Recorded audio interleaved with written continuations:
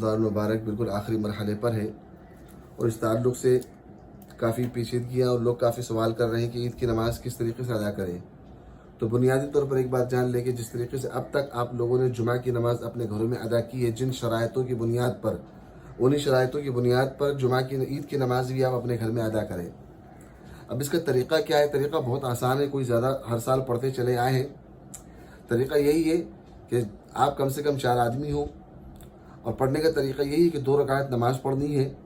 پہلی رکعت میں 3 تکبیر آپ کو زائد کہنے ہیں، دوسری رکعت میں پھر 3 تکبیر آپ کو زائد کہنی ہے، یعنی کہ 2 رکعت مسلسل 6 تکبیروں کے ساتھ میں، زائد تکبیروں کے ساتھ میں آپ کو یہ نماز ادا کرنی ہے۔ اب یہ احناف کا طریقہ ہے، امام شافعی، امام احمد وغیرہ کی یہاں پر تکبیرات کچھ زیادہ ہیں، تو جو آدمی جس مسلک کا ہے اس حساب سے تکبیرات کا اہتمام کر کے نماز ادا کرے، لیکن پڑھنی 2 ہی رکعتیں، اور کم سے کم 4 آدمیوں کا ہونا شرط ہے کہ ایک امام ہو اور 3 مقتدی ہوں۔ تو گھر کے اندر اس طریقے سے اس موقع پہ مجبوری کی حالت میں آپ عید کی نماز ادا کر سکتے ہیں۔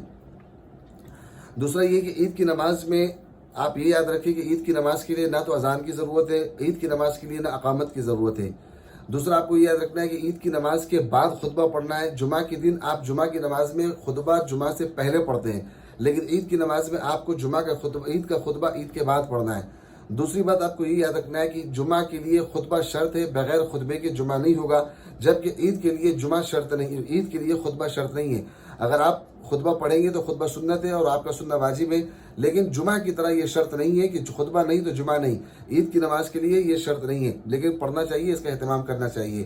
اور معمولی سا خطبہ جو آج کل چل رہا ہے لاک ڈاؤن کی وجہ سے، وہی خطبہ آپ پڑھ سکتے ہیں، بس اس کے اندر تکبیر تشریق کو ملا لیں آپ، اللہ اکبر لا الہ الا اللہ، اللہ اکبر وللہ الحمد، اس چیز کو آپ ملا لیں اور یہ مختصر سا خطبے کے ساتھ میں آپ اپنی عید کی نماز ادا کر سکتے ہیں۔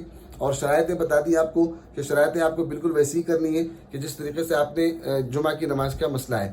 دوسرا، عید الفطر کے لیے آپ کو کہا جاتا ہے کہ عید الفطر میں آپ جب جائیں تو کچھ کھا کر جائیں، اور عید الفطر کی نماز تھوڑی تاخیر سے پڑھیں۔ وجہ اس کی بتائیے تاخیر سے پڑھنے کی، اس وجہ سے کہ آپ کو زیادہ سے زیادہ فطرہ وقت سے پہلے ادا کرنے کا موقع مل جائے اور غریب لوگوں کو فائدہ ہو جائے۔ اور بقرعید کے لیے آپ کو بتایا جاتا ہے کہ عید کی نماز جلد کریں، جس طریقے سے عید الفطر کی نماز میں تاخیر، عید الاضحیٰ کے اندر جلدی کرنے کا حکم دیا گیا۔ حکمت کیا ہے؟ کیوں جلدی کا حکم دیا گیا؟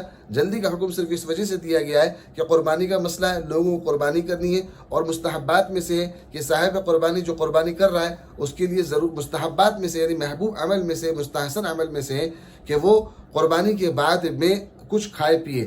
لیکن عید الفطر کا مسئلہ ایسا ہے کہ کچھ کھا پی کر جانا ہے اور تاخیر کرنا ہے تاکہ فطرے کی ادائیگی میں موقع ملے اور غریبوں کو زیادہ سے زیادہ فائدہ ہو۔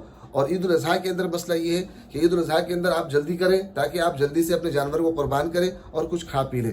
تو یہ اس کی پوری ترتیب ہے۔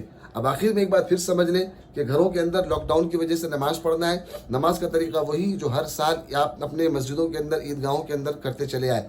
2 رکعت نماز پڑھنی ہے، 6 تکبیر زائد تک کہنی ہے۔ وہ کس طریقے سے کہ پہلی رکعت میں آپ نے نیت باندھی اللہ اکبر کہ آپ کو ہاتھ باندھ لینا ہے، پھر آپ کو سورہ فاتحہ سے پہلے، یعنی سرا پڑھنے کے بعد میں سورہ فاتحہ سے پہلے 3 تکبیر اللہ اکبر کہتے ہوئے ہاتھ کو اٹھانا ہے، کان تک یا کان کے لو تک، پھر چھوڑ دینا ہے 2 مرتبہ، اور تیسری مرتبہ آپ کو چھوڑنا نہیں ہے بلکہ آپ کو ہاتھ باندھ لینا ہے۔ پھر آپ سورہ فاتحہ پڑھیں اور جو سورت آپ کو اس کے ساتھ میں یاد ہو اس سے متصل وہ پڑھیں، رکوع میں جائیں، سجدہ کریں، پھر کھڑے ہو جائیں، سورہ فاتحہ پڑھیں، سورت ملائیں، رکوع سے پہلے 3 مرتبہ کانوں کی لو تک اللہ اکبر کہہ کے ہاتھ اٹھائیں، چوتھی مرتبہ جو کہ وہ رکوع کی تکبیر ہے کہتے ہوئے آپ رکوع میں چلے جائیں۔ اس طریقے سے آپ کو نماز ادا کرنی ہے۔ نماز کے بعد میں مختصر خطبہ، آپ چاہو تو کاغذ پر لکھ لیں، آپ چاہو تو موبائل میں دیکھ کر پڑھیں، یا کوئی کتاب آپ کے پاس میں اس میں سے آپ اس کو پڑھ سکتے ہیں۔ اور جو خطبہ اب تک جمعہ کے لیے آپ پڑھتے چلے آئے وہی خطبہ آپ پڑھ سکتے ہیں، بس اس کے اندر آپ تکبیر تشریق کو ملا لیں۔ اگر آپ تکبیر تشریق کو نہیں بھی ملائیں گے تب بھی آپ کا خطبہ ہو جائے گا۔ یاد رہے، عید کے لیے خطبہ شرط نہیں ہے، جمعہ کے لیے خطبہ شرط ہے۔